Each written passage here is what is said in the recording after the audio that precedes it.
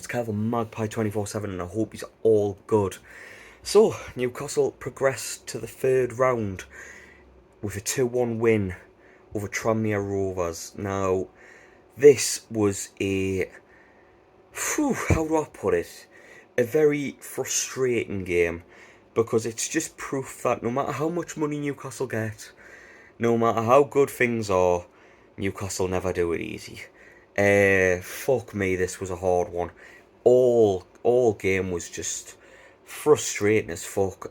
Like we're starting team. I expected a stronger team. I'm not gonna lie, but obviously the resting players for the next game is Wolves, and then we'll play Liverpool in midweek next week. So I kind of understand it. But the team that we went with Lascelles. We went with Dummett at centre back. Jamal Lewis got a chance. Matty Target played a half to gain fitness. Kraft played. Carl Darlow played, surprisingly. Dubravka not even in the team squad. Apparently he wasn't well, but I'm not. I'm not believing that, especially with the last night's links to Man United, which was a big shock. So is he gonna trade being fighting for number one at Newcastle to definitely being number two at Man United? Time will tell. But into the game, and anyway, we were poor. In the first half, it was dire. Honestly, like I would have left Jacob Murphy and Tranmere. Like I'm sure he's a nice lad from Berkeley and all that, but come on, like, he's fucking rubbish. He is. He's fucking terrible. Like I'm sorry, but no, like he's painful to watch. Like I don't even think he made a good pass in the whole half. Every time he had the ball, he lost it. He tried a shot from 25 yards, which nearly went out of the ground and hit me 300 miles north in Newcastle. Like, I, I just can't. It, no, just, I can't. Like, Newcastle, I know, I'll get on to that later, the signing stuff, but we need a right winger. Please keep Jacob Murphy out of this fucking team at all costs, at any and all costs. I've got Tovan on the back of this top. I'd rather have him fucking back than have Jacob Murphy. Like, no, I can't put up with it anymore. It's just, but the whole team was just, it was just lethargic. And like Chris Wood, I think he only had 5 or 6 touches of the ball. I know he did score, but Richie was poor as well. Like it was just a very poor front three. The the middle was, Willock was the main player in the midfield. Obviously, he's the one in the first team at the moment. He was the only one that played in Man City, that also played in the Tranmere game from the start. But you know what? Like it was a poor half, and Tranmere were the first to score. And to be fair, like it was a really good team goal. It was brilliantly executed. They just passed through it. Sean Longstaff, bless his cotton socks, he tried to catch their player before it went across to Hewitt or something. Goes on to shush the away end, which worked very well. But one thing I am going to critique, other than Jacob Murphy, is the refereeing in this game was below Sunday League level. Like, their striker, Hemmings, how the fuck did he stay on the field in that first half? He should have had a yellow card before the tackle in question. Like, he broke Lascelles' nose. He had a fucking field day, just fucking clogging the shit out of Newcastle's team. And the referee didn't do anything. And then he gave him a yellow card when he two-footed Darlow. It was a clear red card.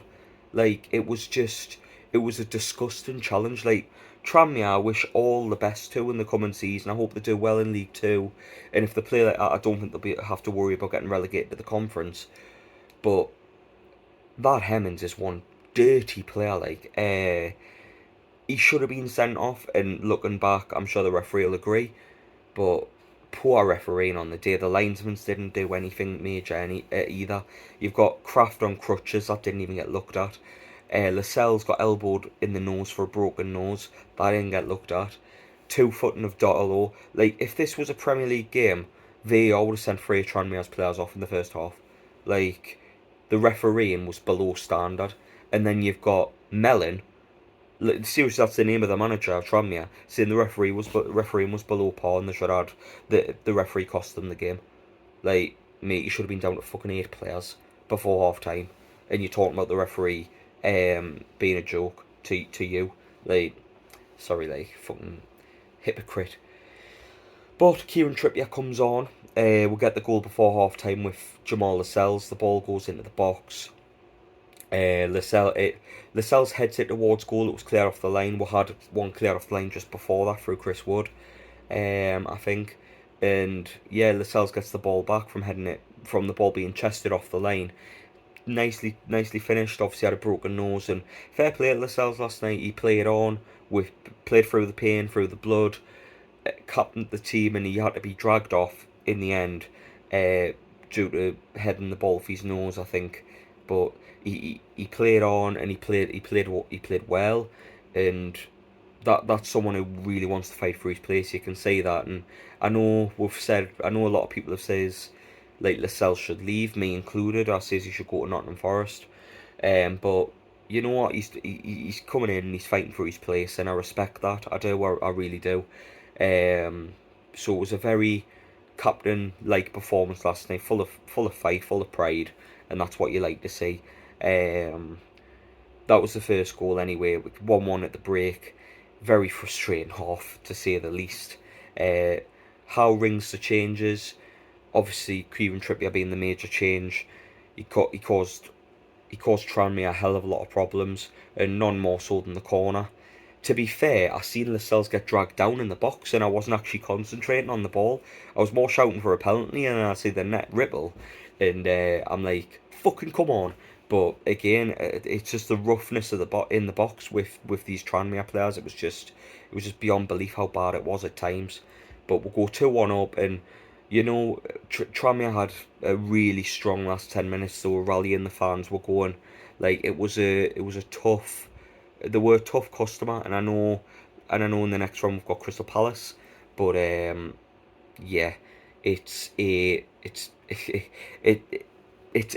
tough place to go. It's Tranmere, and we made difficult work of it, but we're through, and we get Palace in the next round at home, which I'm very much looking forward to. But yeah, the news yesterday, as you might have seen on the channel through Paul messaging and everywhere. If you've been living under a rock, Alexander Isak is signing for Newcastle. Apparently, he's having a medical in Newcastle today. In a £60 million move, crazy. A year on from Toon, Hamza Chowdhury, not paying their loan fees. It's crazy, man. He's always been one of these players that's been highly looked at.